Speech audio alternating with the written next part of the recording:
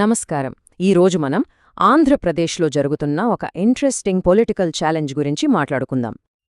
కొత్తగా వచ్చిన నాయకులే కొత్త సమస్యల్ని తీసుకొస్తే ఏం జరుగుతుంది? ఈ ప్రశ్నే చాలా ముఖ్యం. ఎందుకంటే ఇప్పుడు రాష్ట్రంలో అధికారంలో ఉన్న కూటమి ప్రభుత్వంలో జరుగుతున్న పరిణామాలకు ఇదే అసలు కారణం. అసలు ఈ సిచ్యువేషన్ ఏంటో అర్థం చేసుకోవాలంటే మనం కొంచెం బ్యాక్గ్రౌండ్కు వెళ్ళాలి. ఇప్పుడున్న ఈ కూటమి ప్రభుత్వం అధికారంలోకొచ్చి సుమారుగా ఏడాదిన్నర అవుతోంది. పైకి అంతా బాగానే ఉన్నట్టు కనిపిస్తున్నా లోపల మాత్రం కొన్ని ఇబ్బందులున్నాయన్నమాట. ఒక పక్క చూస్తే గవర్నమెంట్ డెవలప్మెంట్, వెల్ఫేర్ స్కీమ్స్తో ఫుల్ స్పీడ్లో దూసుకెళ్తోంది. కానీ మరోపక్క కొత్తగా ఫస్ట్ టైం గెలిచిన సొంత పార్టీ ఎమ్మెల్యేలే ఊహించని సమస్యలు క్రియేట్ చేస్తున్నారు. ఈ లోపల జరుగుతున్న గొడవంతా ఒక్కసారిగా బయటపడింది. ఎలాగంటే ప్రభుత్వంలో ఉన్న ఒక సీనియర్ మంత్రి నారా లోకేష్ ఈ ఇష్యూని డైరెక్ట్గా అడ్రెస్ చేశారు. నవంబర్ 10న జరిగిన ఒక మీటింగ్లో మంత్రి లోకేష్ పార్టీలో కొత్తగా వచ్చిన ఎమ్మెల్యేల పనితీరు గురించి మాట్లాడారు. వాళ్లకి అవగాహన లేదు, అనుభవం లేదు, దీనివల్ల కోఆర్డినేషన్ కుదరట్లేదు అని చాలా స్ట్రేట్గా చెప్పేశారన్నమాట. సో ఇక్కడ మనం అర్థం చేసుకోవాల్సిందేంటంటే ఇవేవో చిన్న చిన్న తప్పులు కావు. అవేర్నెస్ లేకపోవడం, పాలనలో అనుభవం లేకపోవడం, ఇతరులతో సరిగ్గా కోఆర్డినేట్ చేసుకోలేకపోవడం, అంతేకాదు అనవసరమైన కొత్త కొత్త వివాదాలు సృష్టించడం, ఇవన్నీ లీడర్షిప్కి పెద్ద తలనొప్పిగా మారాయి. సరే, కేవలం విమర్శించి ఊరుకోలేదు. ఈ సమస్యను సరిదిద్దడానికి ఒక క్లియర్ యాక్షన్ ప్లాన్ను కూడా ముందుకు తీసుకొచ్చారు. ఈ ప్లాన్ ఏంటంటే ఒక 3 స్టెప్ ఫార్ములా అన్నమాట. ఫస్ట్, సీనియర్ లీడర్స్ వాళ్ల ఫస్ట్ టర్మ్ ఎక్స్పీరియన్స్లను షేర్ చేసుకోవాలి. సెకండ్, కష్టమైన రాజకీయ పరిపాలనా పరిస్థితుల్ని ఎలా హ్యాండిల్ చేయాలో కొత్త వాళ్లకి గైడెన్స్ ఇవ్వాలి.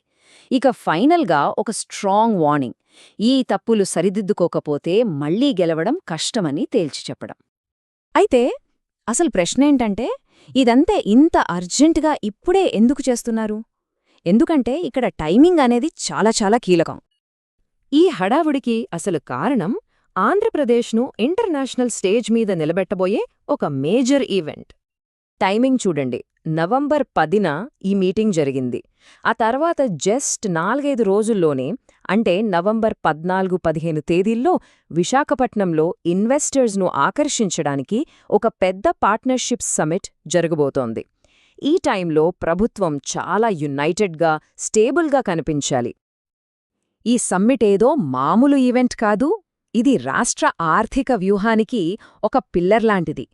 భారీ ఎత్తున పెట్టుబడులను ఆకర్షించి రాష్ట్రంలో ఉద్యోగాలు క్రియేట్ చేయడమే దీని మెయిన్ టార్గెట్. ఇంతకీ ప్రభుత్వం ఎంత టార్గెట్ పెట్టుకుందో తెలుసా?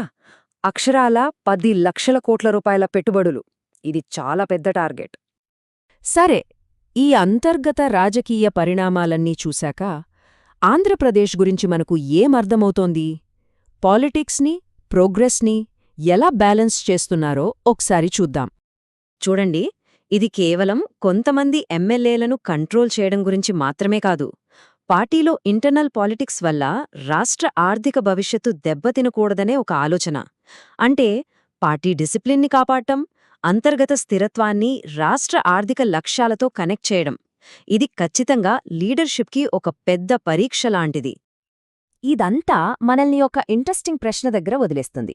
పొలిటికల్ ఎక్స్పీరియన్స్ను పాఠంలా చెప్పి నేర్పించగలమా, లేకపోతే దెబ్బలు తిని కష్టపడితేగాని నేర్చుకోలేమా? ఈ మెంటర్షిప్ అనేది కొత్తతరం నాయకుల్ని తయారు చేయడానికి సరిపోతుందా, లేక కొన్ని పాఠాలు ఫెయిల్యూర్ నుంచే నేర్చుకోవాల్సి వస్తుందా? ఆలోచించాల్సిన విషయమే.